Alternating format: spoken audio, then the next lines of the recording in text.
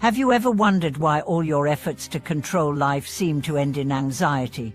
Have you asked yourself whether there's a way to experience peace without having to fix everything? Welcome back, dear friends.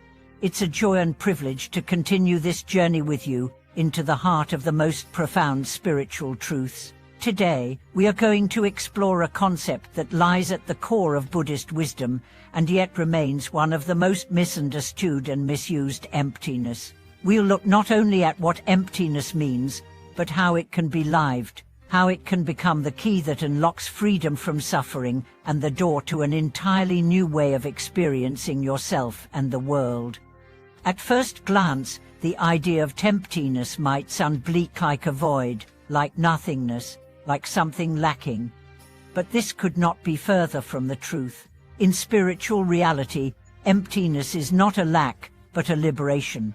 It's not the end of meaning, but the beginning of freedom. And when understood deeply, emptiness doesn't create despair, it creates clarity, compassion, and unwavering peace. Let's start with a simple story. A young man named Marco was caught in endless cycles of emotional turmoil. He fought with his family, struggled with career uncertainty, and felt like his life was spinning out of control. He blamed others. He blamed himself. He read dozens of self-help books, each promising transformation. But nothing worked until one day, in a quiet moment, he stumbled upon the phrase "all phenomena are empty of inherent existence." He didn't understand it, but something about the word stuck with him. He began researching emptiness and eventually found a teacher who explained it like this: imagine you're holding a glass. You call it a glass, but if you take away the shape, is it still a glass? Take away the function, the material, the name, what is it? It exists, but not independently. It's empty not of reality, but of solidity. It exists in relation. That insight cracked something open for Marco. He began to see that all the things he was clinging to, his identity, his job title, his role in the family, were like the glass. They weren't false, but they weren't fixed. They were fluid, dependent, empty. Emptiness, in this context, is not a denial of existence. It is a deeper view into how things exist. In Buddhist philosophy, emptiness is the insight that nothing possesses a fixed, permanent, independent essence. Everything arises due to causes and conditions. Everything is interdependent.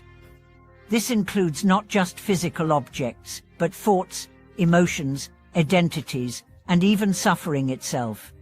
What does this mean for our daily lives?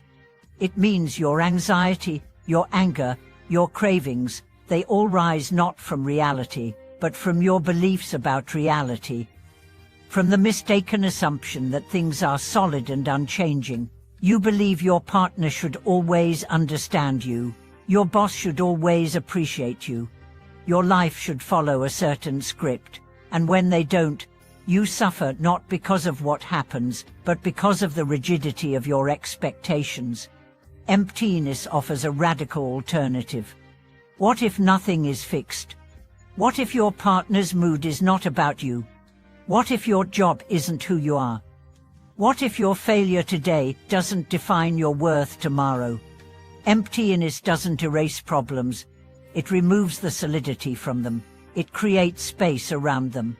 Space to breathe, to choose, to respond with wisdom instead of reaction. Let's look at a practical example. You're stuck in traffic. You're angry. You think, this is ruining my day. But if you pause, you'll see the traffic is not inherently bad. The meaning comes from your mind. Another person might be enjoying music, using the time to reflect. The traffic is empty. Your suffering arises from the story you attach to it. Or imagine you receive criticism at work. You feel attacked. You think, they don't respect me. But again, the words are empty of inherent meaning. Maybe the person had a bad day. Maybe they were trying to help, awkwardly. Maybe it wasn't about you at all. The pain comes not from the words, but from your belief that they reflect a fixed truth about your value. Emptiness breaks that belief. It doesn't tell you to ignore pain.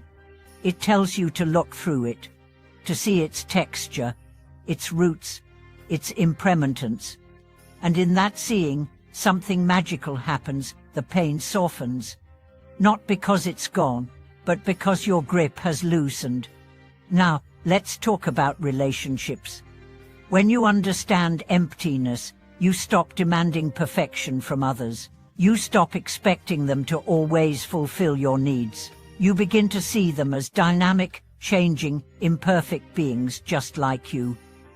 This creates space for compassion. You forgive more easily. You listen more deeply. You love more freely. Because you're not holding on to an ideal. You're engaging with what is. And in doing so, you stop trying to control them. Control is the enemy of love. Emptiness is its ally. What about your identity? Most of us carry labels like armor. I'm smart. I'm a failure. I'm not enough. These identities feel real, but they're constructed. They're stories.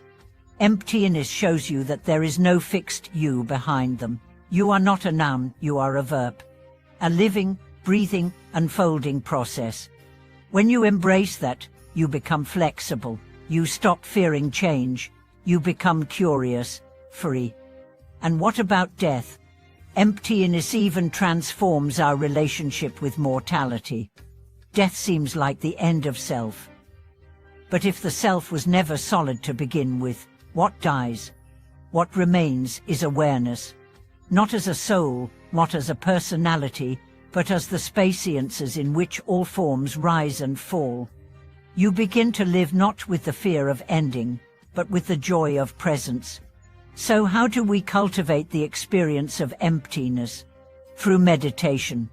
Sit in stillness, watch your breath, notice your thoughts. Don't stop them, observe them. Ask, where do they come from? Where do they go? Are they solid? You'll begin to see everything is like smoke, like waves, moving, shifting, empty. Then bring this awareness into daily life. When you feel anger, ask, what am I clinging to? When you feel desire, ask, what do I think this will fix? When you feel fear, ask, what story am I believing? These questions don't fix things. They open them. And in that opening, you find your power not to control life, but to dance with it, to trust it, to move with its flow. Emptiness is not cold detachment.